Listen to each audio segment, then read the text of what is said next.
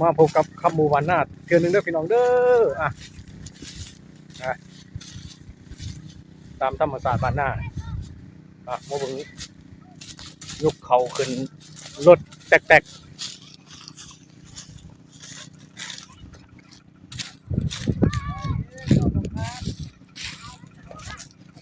มันหนุ่มหน่อยมันเฮ็ดแน่ได้เมื่อจากว่าแห้งฮะโอ้ยนี่นะอนาคตของศาสตร์เลยนี่ฮะทีมงานเด่นเกมนะนี่ฮะเอาเฮ้รุ่นเอ้าเอ้ยผู้ใหญ่หันลำบากมาก่อนจะได้รู้ว่ามันลำบากขนาดไหน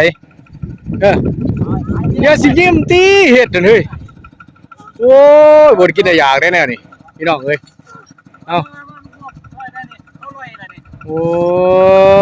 ยบ่อะไรเรื่องมาบอกตัวไหนมึงถือกล้องนี่กูสิยกเองเอ้าจังนี่จับอันนี้อย่าไปวางกล่องไหนมา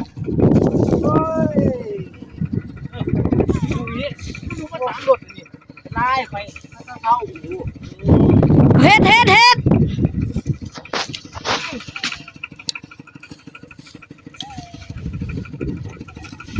ขาถอดหัวมาเลยสิเขาเห็นหน้าเห็นตา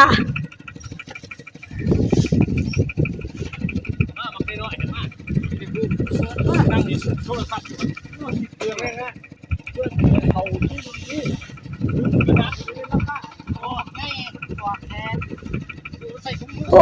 ดว้าย